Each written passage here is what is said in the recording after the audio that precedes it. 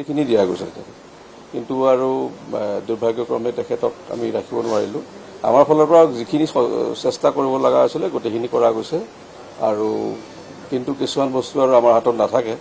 আমি তেওঁৰ পৰিয়ালৰ লগত সদায় এটা সম্বন্ধ ৰাখিছিলোঁ। তেওঁলোকক ইয়াতে আমি স্পেচিয়েলি কেবিনো দি দিছিলোঁ। প্ৰথম দেউতাক আহিছিলে আৰু খুৰাক আহিছিলে।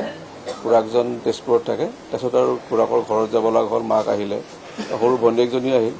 এতিয়া আৰু মই ভাবোঁ যেন যাতে দেউতাকে আৰু সৰু ছোৱালীজনীক লগত লৈ আগবাঢ়ি এই যোনটো কাণ্ড হ'ল, যিহেতু সেইটো শেষেই হ'ল আৰু আগলৈকে তেওঁৰ লগত সৰু ছোৱালীৰ লগত থাকি এই বিষয়ে আৰু বেছিকৈ আৰু কথা পাতিটো বিশেষ একো লাভ নহ'ব।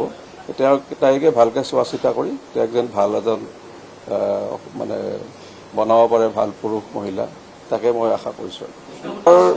আমি যিহেতু 7:30 বজাত ডিক্লেয়াৰ কৰা গ'ল, তেখেতৰ কথাখিনি আমি নলবাৰীৰ SSP বিবেকানন্দ দাস আৰু নলবাৰীৰ যোনজন সদৰৰ তেওঁলোকৰ SDO ACSৰ তেওঁলোকক আমি গোটেইখিনি কথা আমি জনাই দিছোঁ। তেওঁলোকৰ ফালৰ পৰা OC নলবাৰী আহি আছে, পাবই চাগে আৰু আধা ঘণ্টামানৰ ভিতৰতে। তেতিয়া তেওঁলোকে এটা ইনকুৱেষ্ট কৰে, যোনটো তেওঁলোকৰ কাৰবাই পুলিচৰ, তাৰ মতে ইনকুৱেষ্ট কৰি পেলাই আমি আণ্ডাৰ ভিডিঅ' আমি পষ্টমৰ্টেম কৰিম।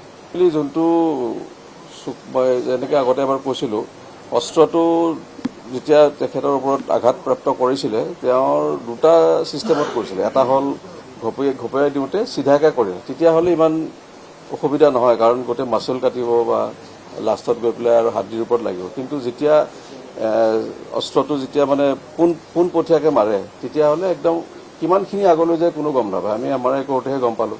MRI বাৰু লগে লগে কৰা গ'ল, কাৰণ দুপৰীয়া MRI কৰি আবেলিলৈকে অপাৰেশ্যন কৰা গ'লেই। তেতিয়া কি হয়, আমাৰ স্পাইনেল কৰ্ড 3টা লেয়াৰ থাকে আৰু ডুৰাম এটাৰ ওপৰতো সেইটো ফালি যায়। ফালি গ'লে আৰু ভিতৰত কিমানখিনিলৈকে ডেপ্থলৈকে কৰ্ডডালত ইঞ্জুৰি হয়, ইমান পটকৈ ক'ব নোৱাৰি।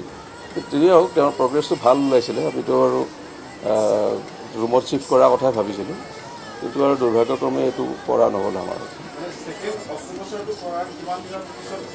তেওঁৰ অস্ত্ৰোপচাৰ হ'ল আজি, বহুত দেৰি হ'ল।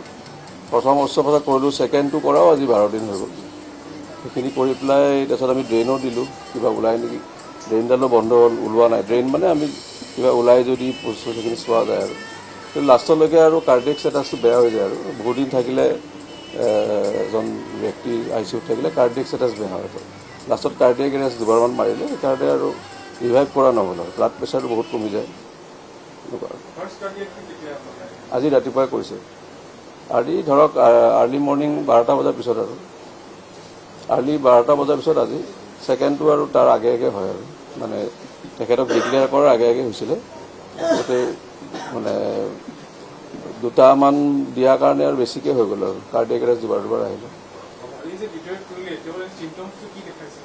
তেখেতে অলপমান কথা বাৰ্তাবিলাক মাজতে তেওঁলোকৰ নলবাৰীৰ পৰা ADCও আহিছিলে, যোনে এতিয়া এই তদন্ত কৰি আছে আৰু তেখেতে আহি তেওঁ ষ্টেটমেণ্টো লৈ গ'ল। তেওঁ ষ্টেটমেণ্ট ভালে দিছিলে। আজি কিমান আজি 7দিনমান আগতে আহি পেলাই লৈ গৈছে। অফিচিয়েলি প্ৰথম দিনা আহোঁতে আমাৰ ইয়াতে ভিডিঅ'তে ষ্টেটমেণ্ট দিছে। আকৌ নলবাৰীৰ পৰাও আহিও লৈছে, নলবাৰীৰ পৰা পুলিচো আহি পেলাই লৈছে। এইবিলাক চব তেওঁ যিখিনি মানে ষ্টেটমেণ্ট দিব লগা আছিলে, আমি বাৰু ষ্টেটমেণ্টটো চোৱা নাই, কিন্তু তেখেতে যোনটো সুধিছিলে তেওঁ গোটেইখিনি আনচাৰ যথাযথ দিছে আৰু তেওঁলোকে সেইখিনি কালেক্ট কৰি লৈ গৈছে। সুস্থ হৈ আহি আছিল, কিন্তু লাষ্ট 3 দিনমানৰ পৰা অলপমান ডিটেৰিয়েশ্যন কৰিছিলে। তাৰ বাবে আমি ব্যৱস্থাখিনি লোৱা গ'ল, কিন্তু আমি মানে যোনখিনি কৰিলোঁ, কিন্তু সেইখিনি আমি সফল নহ'লোঁ। তেখেতকতো আমি নিউট্ৰিচনৰ ছাপ্লিমেণ্টবিলাক দিয়া যায়, খানাও খুৱাই আছিল, মাকে খুৱাই থাকিছিল। 3-4 দিনমান খোৱাটো অলপমান কমিছিলে, তেতিয়া আমি গম পালোঁ যে অলপমান ডিটৰিয়েট কৰিলে। যদিও আপোনালোকক এইটো অৱগত কৰা নাই, আমি দেউতাক মাকৰ লগত কৰিলোঁ, কাৰণ সৰু ছোৱালীজনীও আহিছিলে, তাই অলপমান নহ'লে এফেক্ট হৈ যায় আৰু বাইদেউৰ কি হ'ল সুধি থাকে। সেইকাৰণে আমি তেওঁলোকৰ লগত কথা পাতি যি লাগে কৰি